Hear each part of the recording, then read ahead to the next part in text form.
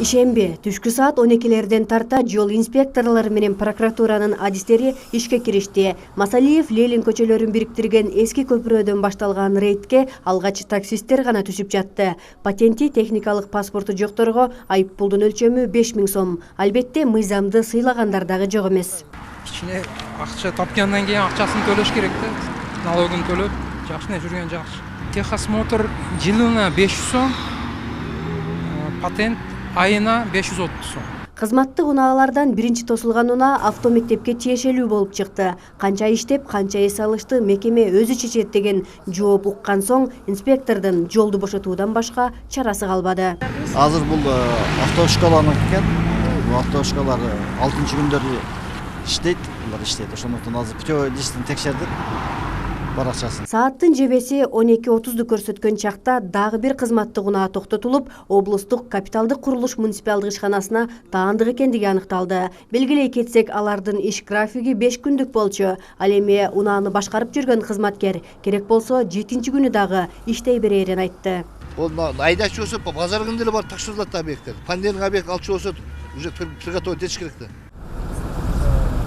Түшкү 1ден кийин прокуратура кызматкерлери Келечек базарынын жанындагы жол инспекторлоруна кошулду. Мында биринчи тосулган кызматтык унаа Кара Суу үй-бүлөлүк медициналык борборуна таандык. Унаанын ичинде айдоочудан сырткары мекеменин башкы дарыгери болгон жана ал чогулушка бараткандыгын айтты.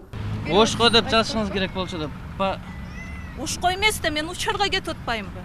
Ол эмне учуп өтөмбү анда? Кара Суу шаарында деп жазыпсыз. Эми эртең такташтырабыз эми координаторуңуз менен. Бара берсеңиздер болот. Кара Суу шаарда туура. ЦСМ Кара Суу шаарында. Азыр Поволжской области жүрөм. Ой, Кара Суу району боюнча жүрөм. Координаторуңуз менен такташабыз эми. Бирок такташып өтөбүз. Сиздерге жумуш күнү 6 күнбү, 5 күнбү? 6 күн. Саат 3кө чейин 6-күнү. Мен максатсыз пайдаланбайм, азыр иш убактысы да. Саат 3кө чейин иш мага. Рейдтин жүрүшүндө жол эрежесин бузгандарга адаттагыдай эле протокол түзүлдү. Ал эми кызматтык унаа менен жүргөндөрдүн көпчүлүгү иш үстүндө жүргөндүгүн айтып ишендиргендей болду. Иш күнү соңуна чыгып калгандыктан жеринде тактоого мүмкүн болбоду. Мындай текшерүү жолго коюлбаган соң тактама кагаз эч кимде жок эмеспи? Жок, мындай кызматтык иш эмес. Иштеп жүрөбүз. Жумушту ишме. Эмне кылайлам? Бирөөдөн справка алып келишим керекпи, жемнем.